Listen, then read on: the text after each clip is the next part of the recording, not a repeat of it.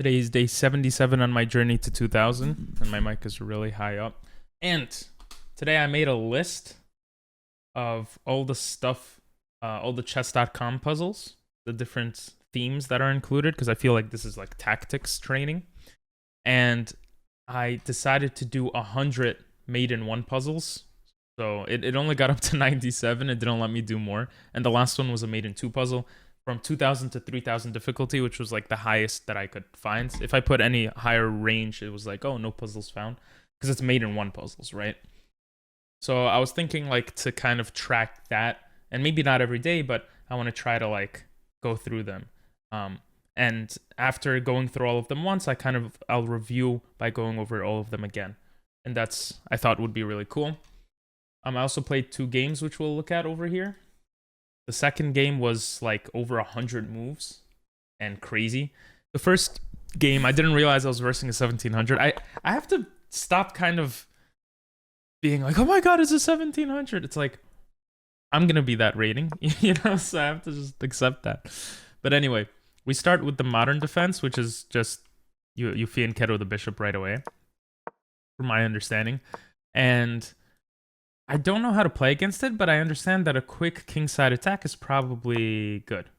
So first I want to like overly defend this pawn, which and also I was thinking maybe my queen could come here and trade off the bishop.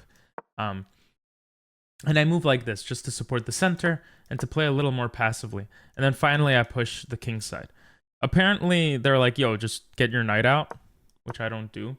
And I close off the center to kind of focus on the king side. If he tries to attack, he could take. That's the purpose of the c pawn here. At least that's what I was thinking. And when he pushed this pawn forward, I was like, this looks super weird. This looks crazy. Like his light squared bishop is not going to be moving.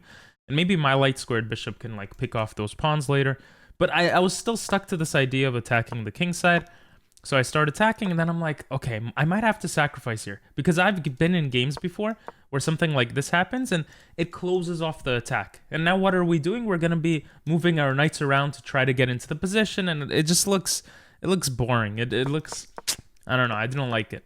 So instead I bring my bishop, and I bring my knight, prepared to sacrifice it just to get in. And I calculate stuff like this, because this is a fork, right? And I'll just be winning. So I'm like, and obviously this doesn't work. The pawn could just take. So I'm like, okay, you know, I get close to the king. Maybe my queen comes in. I calculate like, I don't know, castles, this, and something going on, or maybe this to try to break through. So that's kind of what I was hoping for. Instead of all that, he doesn't take. And I'm like, whew, because that was a risky thing, right? I figured it was a bad move to have my knight just die. So I'm like, you know what? I have to open up lines. I take the pawn and I bring my queen in. Apparently now closing this off is good, because now my f pawn can break it open.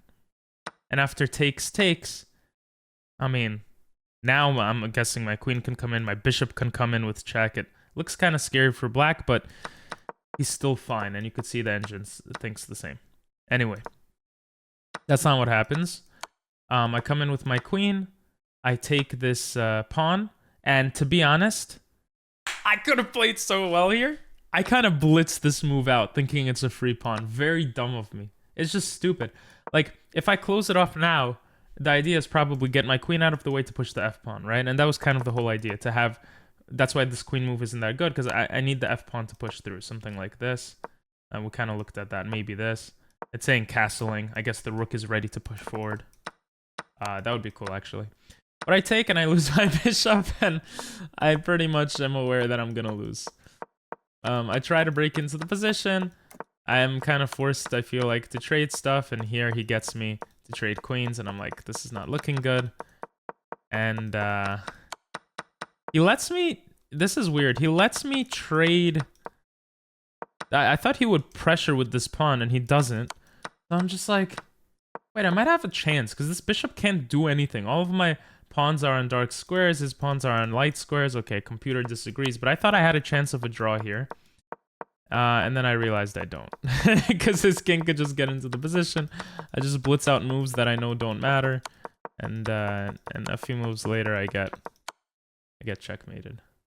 Well, actually, I think I resigned here. Now the second game, the crazy game.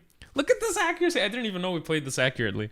94.5%. It's honestly because of the end game, which you'll see in a second. So it's not like we were playing amazingly. So I go into the Vienna because, you know, I love the Vienna. And I break open into the center. I actually didn't know this was the best move. Because technically he put the knight here, which allows me to go into the gambit line. But not really, because if takes, he has this fork, I'm guessing. And so it doesn't really work. Something like this, you know. It's a pretty even game. So instead of that, you know, I bring my knight out, push the pawn, and I take with the knight. I don't take with the queen because it allows his knight to come in with the tempo, right? And it apparently becomes a perk defense, which always sounds like a drug to me. So then I push this pawn because I'm like, yeah, why not? He brings the bishop, and here I mess up. I did not see this. I could have pushed this pawn. If he takes, I take, and his knight is trapped. Which is super cool. Computer is saying go g4 to threaten the queen in return, but then I could just go d3. And the knight... does it... I mean, I guess you could do this to... No, it's just... It's not good. Because of this and this, I'm getting into his position like crazy. And yeah, this is not looking good. Anyway, I did not see that. I don't know why. The whole point of gambiting the pawn in a lot of lines is to push. And I spent 2 seconds and I just castle, and then finally I push. Takes. He retreats. I bring my knight. So if we look all the way back here, if instead of castling I pushed and he went to the side here, the difference here, I guess, or well, I should say, if I push, takes, and he pushes to the side, so he can't escape. I was wrong. The difference here is I could take this with check, and I could probably come in, and you know, he can't really do much. Very interesting position, which I should have seen, but it's okay. This is what happens. We trade, and I recognize I'm okay here. It's gonna be pretty even. And I start, I don't know, I'm playing fast. I think I played too many blitz games lately because they're fast, so I've been starting to play fast, and we basically trade everything. But I'm down a pawn. So I push my king to the other side, trade the bishops to split his pawns, and at this point I think I'm fine, because the bishop protects the pawn, and I could push this pawn forward so everything remains protected, and him sacking a knight doesn't make sense because my king is super close. So this is what happens. We were on move 50. Okay, look at that. You probably hear my mouse clicking.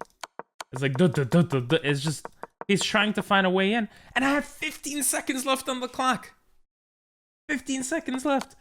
14, 13, 12, 11. I'm trying to, I can't pre-move. But on the, oh, I thought it was like 100 something moves. I'm sorry. On the 84th move, it was a draw.